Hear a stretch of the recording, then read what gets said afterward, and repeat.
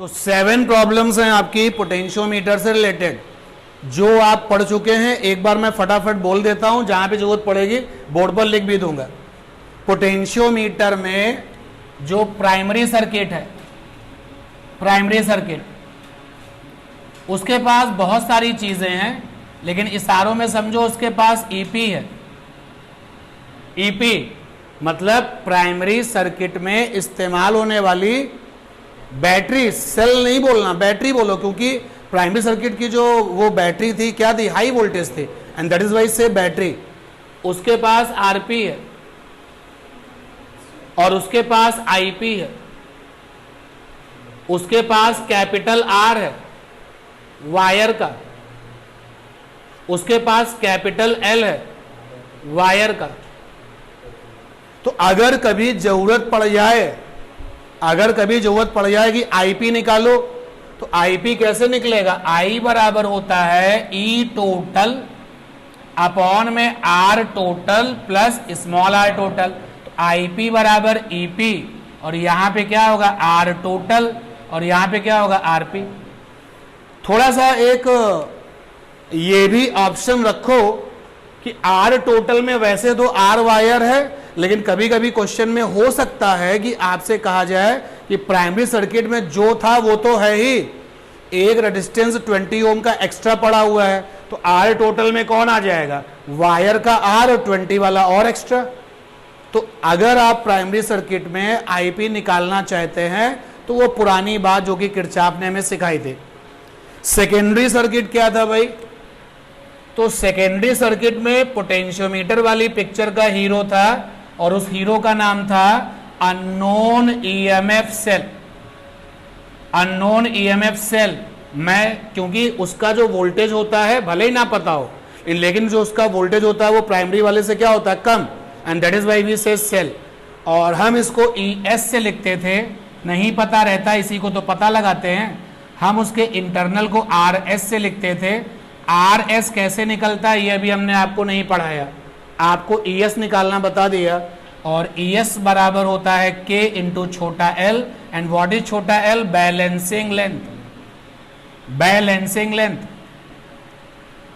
Wheatstone bridge से जो सफर शुरू हुआ था और जो पोटेंशियोमीटर तक आया है, उसमें गैल्वेनोमीटर का जब रीडिंग 0 हुआ है तो हमने सर्किट को क्या कहा है, बैलेंस। तो बैलेंस सिचुएशन में जो बैलेंसिंग लेंथ थी, and that is L, small L. और बहुत सारी चीजें आपने पढ़ रखी थी एडिशनल में कि कैपिटल के निकालने का एक तरीका होता है वी वायर का अपॉन में एल वायर का, चलेगा, याद है ना, पिछली क्लास की बात है।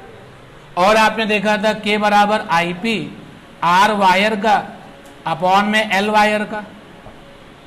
और एक फंडा था आईपी इंटू जेड, और एक फंडा था EP minus IP RP by L wire का। तो ये तो हो गया आपके फार्मूले का revision regarding the potentiometer. Now check the question number 1। Offline assignment में देखें question number 1, online student screen पर देखेंगे उस क्वेश्चन नंबर 1 को। क्या है भाई, देखते हैं। A potentiometer wire is connected to the battery of a constant EMF. The balance point for the cadmium cell, whose EMF is 1.0182 volt, is obtained at the length of 339.4 centimeter. Calculate the potential gradient along the wire. फिर से मैं दोबारा question पढ़ता हूं, फिर आपसे जो सवाल पूछता हूं बताइएगा। A potentiometer wire is connected to battery of constant EMF, full stop. ये किसकी बात हो रही है, प्राइमरी सर्किट की, कि पोटेंशियोमीटर वायर के पास में क्या है, एक बैटरी है, ओके। किसकी बैलेंसिंग की गई है, जिसकी बैलेंसिंग की जाती है उसका नाम क्या है, पिक्चर का हीरो, सेकेंडरी सर्किट में इस्तेमाल होने वाला सेल। तो आगे लिखा गया है कि मैंने बैलेंसिंग बनाई है, कैडमियम सेल की बैलेंसिंग बनाई है। तो कैडमियम सेल का जो ये ईएमएफ है वो क्या है, ईएस है, वो क्या है, ईएस। तो क्वेश्चन में तुमको ईएस दिया गया है, सेकेंडरी सर्किट में इस्तेमाल होने वाले सेल के लिए ही बैलेंसिंग लेंथ मिलती है, और उस सेल के लिए बैलेंसिंग लेंथ मिली है 339.4 सेंटीमीटर, बैलेंसिंग लेंथ को स्मॉल एल से लिखते हैं 339.4 सेंटीमीटर, और सेकेंडरी सर्किट में इस्तेमाल होने वाले सेल का ईएमएफ मिला है 1.0182 वोल्ट। अब के पूछा गया है, के का नाम है पोटेंशियल ग्रेडियंट, तो ई एस बराबर क्या लगाओ के एल, तो के बराबर क्या हो गया E S by L. E S किस में है, वोल्ट में है, ये तो तुम्हारा एसआई में है क्योंकि वोल्ट एसआई होता है, तो लेंथ भी किस में होना चाहिए, एसआई में। तो वैसे लेंथ कितना है 339.4 इंटू 10 की पावर -2। सॉल्व करें, देखो कितना आएगा। सॉल्व करने पर ये आएगा 0.3, और आगे आपने कुछ लिखा नहीं, तो के का यूनिट क्या था, वोल्ट पर मीटर। अरे बोलो भाई, वोल्ट पर मीटर, और आपके पास जो आंसर है वो किसमें दिया जा रहा है, वोल्ट पर सेंटीमीटर। तो हम क्वेश्चन सॉल्व कर रहे हैं, हम उनका as it is answer match नहीं कराने हैं, क्योंकि हमको किसमें चलना होता है, एसआई में। चलिए देखिए question number second number question देखिए, ऑनलाइन स्टूडेंट स्क्रीन पर देखें अपने second number question, offline assignment में देखें। हमसे पहले कम से कम एक बार क्वेश्चन पढ़ लो। A fixed potential gradient has been created along the wire of a potentiometer by a primary circuit। तो ये मैं जानता हूं कि ये पोटेंशियल ग्रेडियंट नाम की जो चीज है वो किसका फैमिली मेंबर है, प्राइमरी सर्किट का ही फैमिली मेंबर है, वहीं से इसको बनाया जाता है। ये तो उन्होंने यही बात बताई।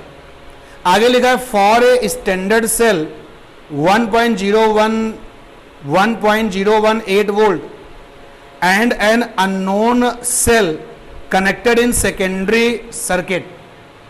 जो ये स्टैंडर्ड सेल है ना, ये प्राइमरी सर्किट में लगा हुआ है। क्वेश्चन में देखो कहा गया, पूरे क्वेश्चन को कन्वर्ट करो अपनी मीनिंगफुल सिचुएशन में। एक potential gradient has been create किया जा चुका है along the wire of a potentiometer by the primary circuit for standard cell of इतने वोल्ट। यानी इस स्टैंडर्ड सेल से पोटेंशियल ग्रेडियंट ये बनाया जा चुका है।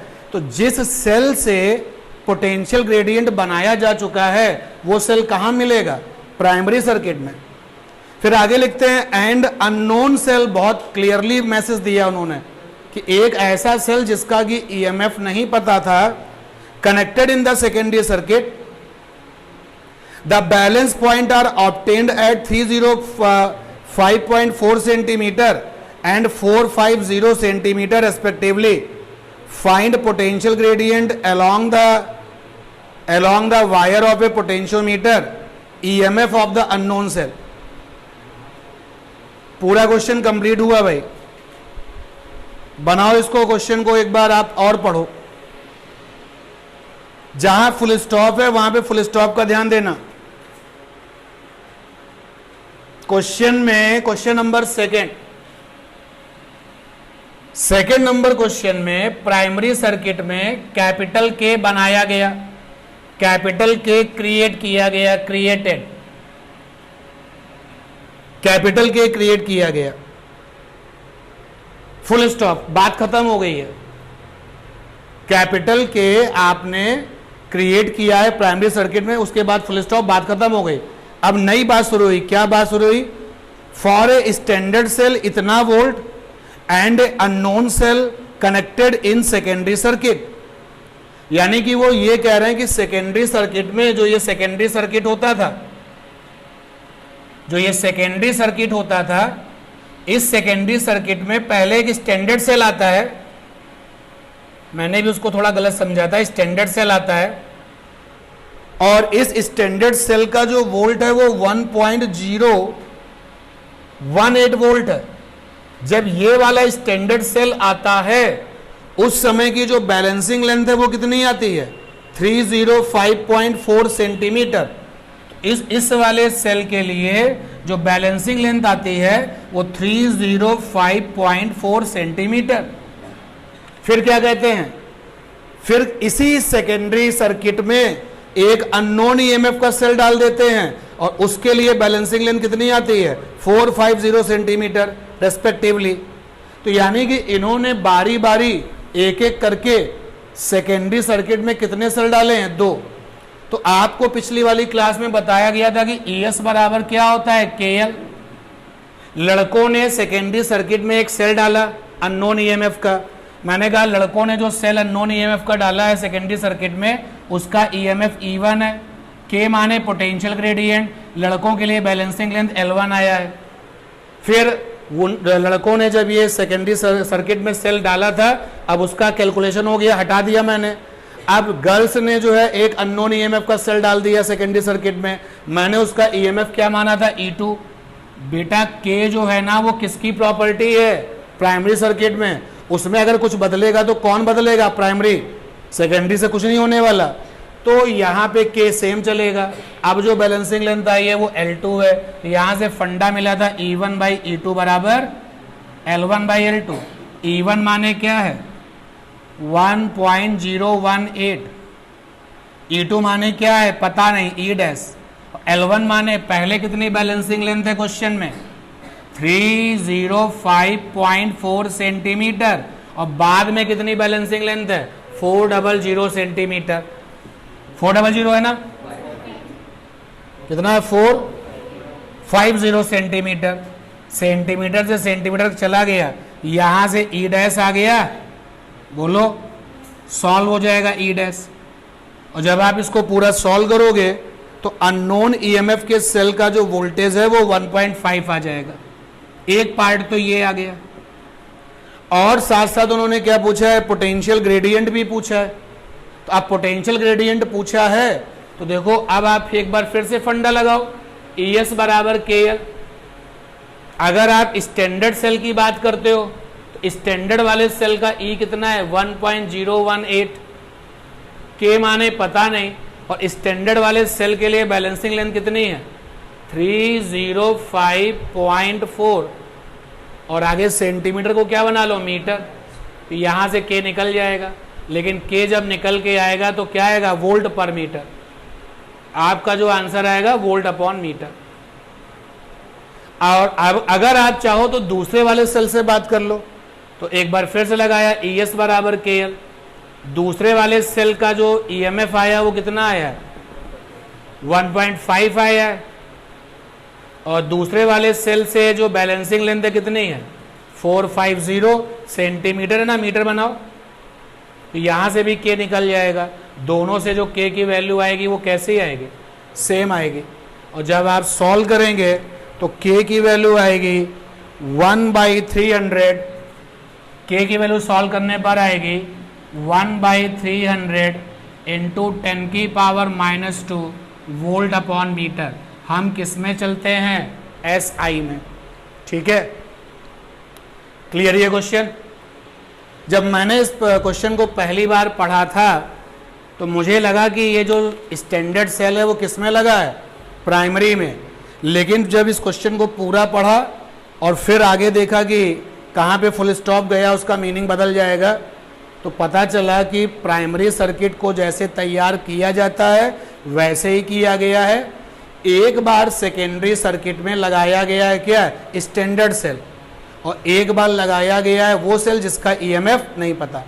स्टैंडर्ड सेल क्या होता है यार, what do you mean by standard cell. हम स्टैंडर्ड सेल का क्या मतलब माने, स्टैंडर्ड सेल का मतलब क्या है जो बहुत ज्यादा कॉमनली यूज में आने वाला सेल हो। स्टैंडर्ड सेल को आप ऐसा समझ सकते हो कि जिसको रिचार्ज कर सको। स्टैंडर्ड सेल्स जो होते हैं वो सेकेंडरी सेल होते हैं। वैसे तो ये क्वेश्चन फिजिक्स वाला नहीं है बताने वाला, लेकिन है जनरल नॉलेज बेस तो बता देता हूँ। प्राइमरी सेल वो कहलाते हैं जो यूज एंड थ्रो हैं, आपने यूज किया फेंक दिया, ये क्या है प्राइमरी सेल। सेकेंडरी सेल वो होते हैं जो रिचार्जेबल होते हैं, और सेकेंडरी सेल का ही पार्ट ये क्या होता है स्टैंडर्ड सेल, ठीक है। मूव करें तीसरे क्वेश्चन पर। तो देखिए भाई 3rd नंबर क्वेश्चन असाइनमेंट में स्क्रीन में असाइनमेंट में भी देखिए, स्क्रीन पर भी देखिए। थर्ड क्वेश्चन का मीनिंग बहुत क्लियर होना चाहिए, अगर वो आप मीनिंग हम नहीं समझ पाएंगे तो हम भी फंस जाएंगे। तो तीसरे क्वेश्चन को जरा देखें, सपोर्ट में एक डायग्राम भी दिख रहा है। जब तक हम डायग्राम बनाते हैं तब तक आप क्वेश्चन को पढ़ लीजिए भाई।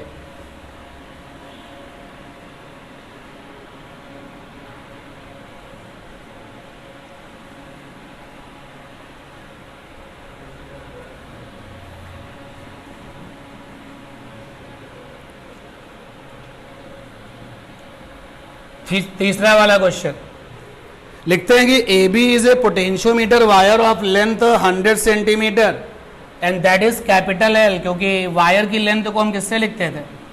कैपिटल एल से लिखते थे। सेंटीमीटर में 100 तो मीटर में 1 हो गया। When a cell E2 is connected across the AC, जरा चेक करें AC ये, तो AC के अक्रॉस में जब E2 को जोड़ा गया है, where AC is 75 centimetre, AC की वैल्यू 75 है, तो क्या चमत्कार हो गया है? No current flow from E2। मतलब समझो, आपको याद होगा कल वाली क्लास में जब करंट फ्लो करती थी तो प्राइमरी से चलती थी, ऐसे चल रही थी ना। बैलेंस कंडीशन में नीचे वाले हिस्से में तो करंट थी ही नहीं। जब नीचे वाले हिस्से सेकेंडरी सर्किट में करंट थी ही नहीं, तो जो संटिंग लगा था वहां पर भी करंट नहीं थी, और जो E2 लगा था वहां पर भी करंट नहीं थी। तो इन्होंने ये बात कि ये बैलेंस है, ये बात इन्होंने बहुत इनडायरेक्टली बताई है, लेकिन इशारों में ये बता दिया कि E2 के पास कोई करंट नहीं है, मतलब ये पोटेंशियोमीटर क्या हो गया? बैलेंस। तो ये जो AC बनेगा वो क्या बनेगा? Balancing length, and that is 0.75 metre. SI में ही चलिए आप। तो पूछा गया है पोटेंशियल ग्रेडियंट, पूछा गया है कैपिटल के, E2 पूछा गया है, और internal resistance of the cell E1 is negligible. E1 जो ये प्राइमरी का E1 है ना, उसका RP कह रहा है कि मत मानो कि वो है। तो हमसे K पूछा गया है और हमसे E2 पूछा गया। अगर E2 मिल जाए तो E2 बराबर KL से K निकल आएगा, बट अभी E2 ही नहीं पता। अब क्या करेंगे? K निकालना है। K निकालने का जो बेसिक है, ओरिजिनल जो कॉन्सेप्ट है वो ये है, K बराबर V वायर अपॉन में L वायर। K निकालने का ओरिजिनल फंडा, K बराबर IP R वायर अपॉन में L वायर। K निकालने का फंडा IP इंटू जेड। K निकालने का फंडा EP minus IP RP by L wire. Lottery लगने वाला क्वेश्चन है भाई। इन सारी चीजों से होते हुए हम यहां पर जाकर के रुक गए, और अगर इस क्वेश्चन में RP दे देता, क्वेश्चन में RP 0 दिया उसने, साफ साफ बोला है E1 का इंटरनल क्या मान लो 0। लेकिन सोचो अगर उसने RP दे दिया होता तो ये क्वेश्चन बहुत पहाड़ जैसा हो जाता, क्योंकि अब चूंकि ये RP 0 है तो ये खत्म हो जाएगा, केवल क्या बन जाएगा? EP बाई L वायर, और EP क्या है आपका 2 वोल्ट, और L वायर क्या है 1, तो आसान हो गया। और अगर ये RP देता तो IP में मामला फंस जाता, IP निकालना पड़ता। तो फिलहाल इस क्वेश्चन में RP 0 है, तो K बराबर EP कितना है? प्राइमरी वाला 2 वोल्ट, L वायर कितना है 1। RP 0 होने से काम खत्म हो गया, तो K की वैल्यू SI में आ गई 2 वोल्ट पर मीटर। K आ गया, पहला पार्ट हो गया। अब अननोन EMF का हालचाल लेना है, तो अननोन EMF को इन्होंने E2 लिखा है, हमने तो ES लिखा था KL, ES की जगह पर आया E2। K माने L माने 0.75, कितना आ गया? मिल गया आंसर। अगर आप नोट कर रहे हैं तो फिर आप जरूर नोट कर लीजिए।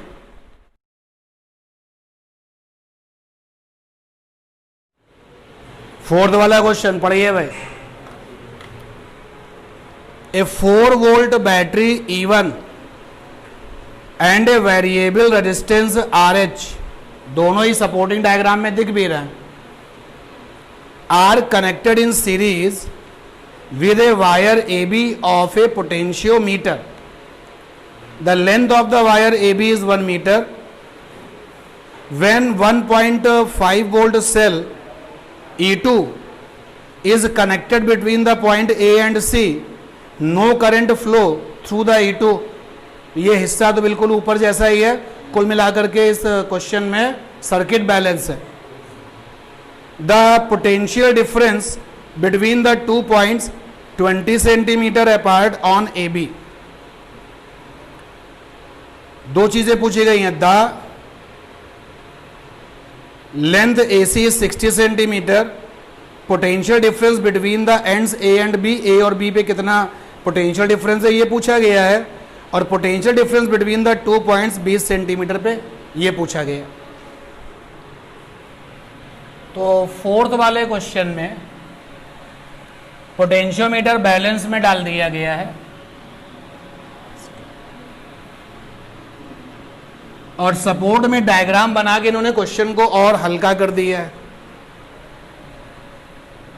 तो डायग्राम कुछ ऐसा बना हुआ है. ये लंबा वायर है AB, और ये रहा E2, C है ये. E2 की वैल्यू 1.5 वोल्ट है, यानी जिसको हम अननोन कहते थे वो यहां लिख के दिया गया. E1 की वैल्यू 4 वोल्ट है. E1 की वैल्यू 4 वोल्ट है, और ये एक रेजिस्टेंस है RH. एक्चुअली जो ये RH है ये वेरिएबल रेजिस्टेंस होता है.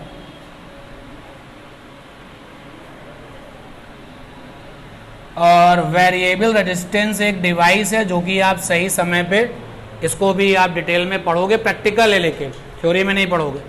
रियोस्टेंट कहलाता है. रियोस्टेंट इज ए डिवाइस जो कि जितनी वैल्यू का रेजिस्टेंस आपको चाहिए, रेगुलेटर समझ लो. फैन को 1 नंबर में चलाना है, 1 नंबर पे चला सकते हो, 2 नंबर में चला सकते हो. सिमिलरली रियोस्टेंट है. रियोस्टेंट आपसे पूछेगा कितना ओम चाहिए, आपने कहा 3 ओम, उसमें भी एक रेगुलेटर लगा हुआ है, तो आपने उस रेगुलेटर को रेगुलेट किया, 3 ओम आ गया, 300 ओम आ गया. और रियोस्टेंट का सिंबल यही होता है, ऐसे जिगजैग करके, और ये तीर बना देते हैं रियोस्टेंट, इसीलिए RH लिखा भी है. डजंट मैटर, कुल मिला करके आप इस पूरे क्वेश्चन को पढ़ पाते हैं. तो यहाँ कोई करंट नहीं जा रही है, ये बहुत बड़ा इशारा है कि मामला किसका है, बैलेंसिंग का है. AC कितना दिया गया है, 60 सेंटीमीटर. AC आपको 60 दिया गया है, और क्वेश्चन में हमसे पूछा है VAB. एक तो डिमांड ये आई है VAB चाहिए, और क्वेश्चन में क्या पूछा है, AB पर क्या पूछा है, पोटेंशियल पूछा है, और पूछा है कि 20 सेंटीमीटर की जो AB का जो हिस्सा 20 सेंटीमीटर लंबा होगा वहां पर कितना V होगा. यानी V माने पोटेंशियल कहां पूछा गया है, बिटवीन पॉइंट्स 20 सेंटीमीटर अपार्ट. यार इतना लंबा ये वायर है, और तुमने सिलेक्शन किया कि एक पॉइंट सर हमने ये ले लिया, इसका नाम रखा नंबर 1, और एक पॉइंट ये ले लिया, इसका नाम रखा नंबर 2, और ये दोनों लोग 20 सेंटीमीटर की दूरी पर हैं. तो क्वेश्चन ने पूछा है अगर वायर में 2 पॉइंट 20 सेंटीमीटर की दूरी पर हो, डिस्टेंस पर हो, तो कितना पोटेंशियल होगा. तो VAB पूछा गया है पूरे वायर पर, और ये पूछा गया. आप देखिए यहां से ES बराबर KL लगाया.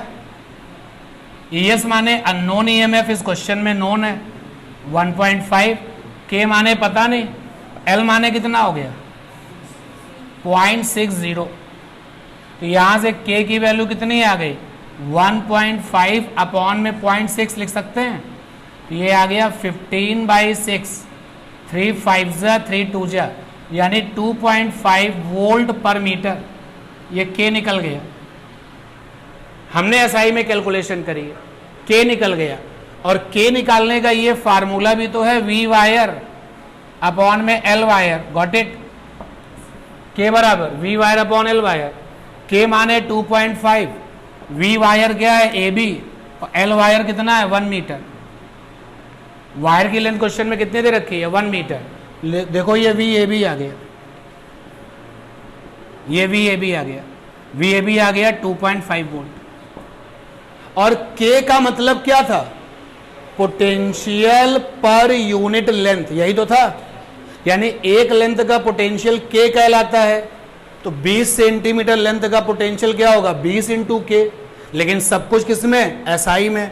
तो जरा इस वाले का आंसर देखो कैसे मिलेगा, ये V 20 सेंटीमीटर पर, फिर से जरा देखो K बराबर था V/L, इसको क्या पढ़ेंगे पोटेंशियल पर यूनिट लेंथ। तो एक्चुअली जो K माने पोटेंशियल ग्रेडियंट है, दैट इज 1 लेंथ का पोटेंशियल। तो 1 लेंथ का पोटेंशियल क्या है K, तो 20 सेंटीमीटर लेंथ का पोटेंशियल क्या होगा 20 इंटू के। लेकिन K किस में है SI में, तो लेंथ भी किस में SI में। तो यहां पर V 20 सेंटीमीटर हो जाएगा, K इंटू 20/100। सेंटीमीटर नहीं चलेगा, मीटर बनाओगे ना। तो देखो K की वैल्यू कितनी है 2.5 इंटू में 1/5, 20/100 से जाओगे कितना आ जाएगा 0.5 वोल्ट। 5 5 से 25 मिले आंसर। 6 वाले क्वेश्चन में देखो भाई, क्वेश्चन नंबर 6 पढ़ करके डिसाइड करते हैं कि मुझे इसको करना है या आप करेंगे। In the figure potentiometer wire A B दिखा, बोलो। उसके बाद में कहानी को आगे बढ़ाते हैं। 5 ओम रेजिस्टेंस, ये जो W बना हुआ है वो ओम है भाई। 5 W लिखा है ना, इसको W को ओम बना लो। कंप्यूटर में जब हम ओम बनाते तो पहले W बना करके फिर शिफ्ट की दबा के ओम लिखा जाता है, तो वो नहीं हो पाया। तो आपके पास 5th वाले क्वेश्चन में R वायर कितना है, R वायर कितना है 5 ओम, L वायर कितना है 100 centimetre. The EMF of standard cell capital E is 6 volt.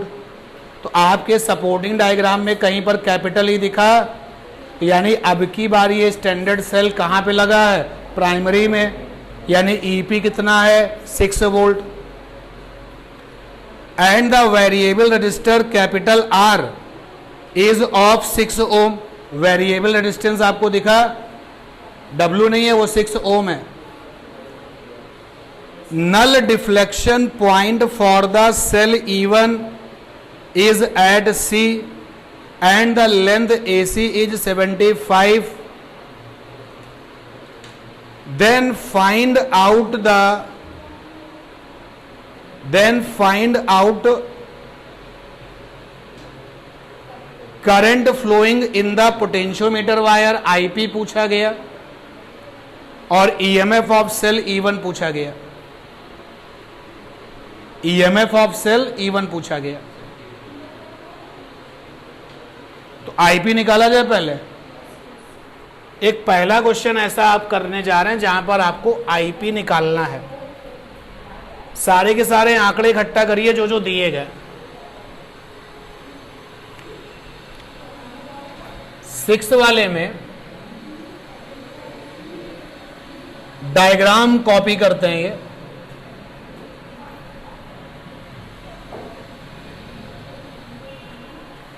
ये ए बी है, यहां जो R लिखा हुआ है ये R है। क्वेश्चन में ये R है 6 ओम, कैपिटल E है 6 वोल्ट, R वायर है 10 ओम, सॉरी 5 ओम, और कुछ मिसिंग है नहीं। तो प्राइमरी में करंट चाहिए, उसके बाद फिर ये E1 आएगा, और ये रहा गैल्वेनोमीटर की स्केल बिल्कुल सीधी है, मतलब करंट नहीं जा रही है, और ये C है, और AC आपका 75 सेंटीमीटर है। तो सबसे पहले हमको करंट चाहिए पोटेंशियोमीटर वायर में, यानी IP चाहिए। तो IP कैसे निकलेगा, IP is equal to EP total, primary circuit का EP टोटल, अपॉन में आरपी टोटल, प्राइमरी सर्किट का आर टोटल प्लस छोटा आरपी टोटल, प्राइमरी वाले सर्किट का इंटरनल आईपी। ईपी टोटल कितना है 6 वोल्ट। आरपी टोटल में कौन कौन है, एक तो ये वाला आर है और वायर का आर है, कुल मिला के कितना हो गया 6 + 5 कितना आ गया 11। अरे बोलो भाई। और आरपी कितना है 0, तो आईपी तो आ गया 6/11 एम्पियर। ठीक है, पहली बार आप देख रहे हो कि आपको एक ऐसा क्वेश्चन मिला जहां पे आईपी भी निकालना पड़ा। अब इन्होंने क्या पूछा, E1 चाहिए, तो भैया जी E1 बराबर लिखेंगे K × L। K नहीं पता, L कितना है 0.75। K कैसे निकालें, आईपी मिल चुका है। तो K निकालने के बहुत सारे फार्मूलों में से एक फार्मूला था IP R wire upon L wire. IP कितना निकाला है आफ्टर द हार्ड वर्किंग 6/11। वायर का आर कितना है 5 ओम। लेंथ कितना है वायर का 1, कितना आ गया 30/11। ये आ गया वोल्ट पर मीटर, के आ गया। अच्छा बताओ के निकालने का और कोई रास्ता भी है क्या भाई? जब आईपी हम निकाल चुके तो के निकाला जाए ना इस तरीके से। अरे बोलो भाई, वो वाला केस करना है क्या, एपी माइनस का आईपी आरपी। जानते हो कंफ्यूजन क्या हो रहा है कि ये जो आर इसके जस्ट बगल में है और क्वेश्चन में कहीं पर भी आरपी को इग्नोर करने के लिए नहीं बोला है। तो कहीं ऐसा तो नहीं कि इस वाले आर में आरपी शामिल हो गया हो।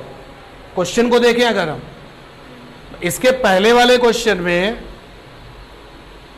उसने साफ साफ बोल दिया कि आरपी इग्नोर कर दीजिए, बोला है ना। बट इस वाले क्वेश्चन में कहीं पर भी उसने बोला कि आरपी नहीं है। देखो कह रहा है कहीं नहीं बोला आरपी नहीं है। तो अगर हम ये वाला फंडा सोचें और तुमने आरपी ले लिया 0 तो गलत बात है, क्योंकि क्वेश्चन ने तुमसे नहीं बोला कि आरपी 0 है। आप बताओ यार, प्रॉब्लम ने तुमसे कुछ बोला है कि आरपी 0 है, नहीं। तो इसलिए अगर तुम लोग ये सोच रहे हो कि सर यहां पर भी ईपी अपॉन एल वायर लगा लो, गलत बात है। इसके ठीक पहले वाले क्वेश्चन में ये हिम्मत दिखाई थी, क्योंकि उसने साफ साफ बोला था कि आरपी क्या कर लो, इग्नोर कर दो। और अगर आरपी इग्नोर कर लो, और ये जरा देखो कि जो डायग्राम बनाया गया है, सेल के बगल में जस्ट रेजिस्टेंस है और सेल के जस्ट बगल में रेजिस्टेंस है, तो ऐसा भी हो सकता है कि जो ये 6 ओम है इसमें आरपी वगैरह भी सब क्या हो, शामिल हो। एंड दैट इज वाई के निकाल लिया। आईपी वाले फंडे से ही के निकाला, क्योंकि आईपी यहां पर है और क्वेश्चन ने हमसे आरपी 0 लेने के लिए नहीं कहा है। चलते हैं यहां पर 30/11 सॉल्व करो, कितना आएगा आंसर मिलाओ। 3/110 आ रहा है। E1 की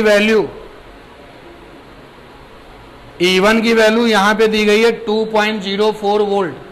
सॉल्व करके देखो आ रहा है कि नहीं आ रहा है।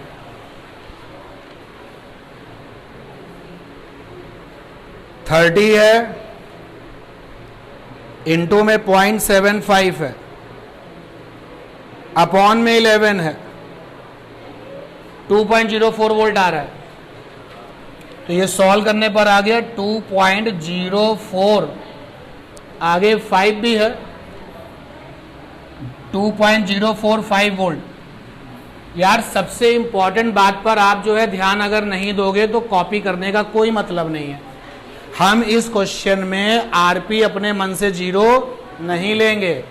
जहां जहां पर मैंने अपने मन से आरपी 0 लिया है वो इसलिए लिया है कि क्वेश्चन ने कहा था, और अगर क्वेश्चन ने आरपी 0 लेने के लिए कहा है तो बेस्ट चॉइस है फिर ये के निकालने की। यहां पे ऐसा कुछ कहा नहीं गया तो फिर आईपी निकालना ही पड़ेगा। आईपी निकालने के लिए मैंने यहां पर जब देखा तो प्रैक्टिकल वे में तो ये कुछ दिख नहीं रहा है, लेकिन ये भी तो डाउट हो रहा है मन में कि कहीं इसी में आरपी शामिल ना हो गया हो। ये पूरा जो रिजल्ट है वो कितना है 11। समझ में आ रही है बात? सॉल्व कर लिया पूरा।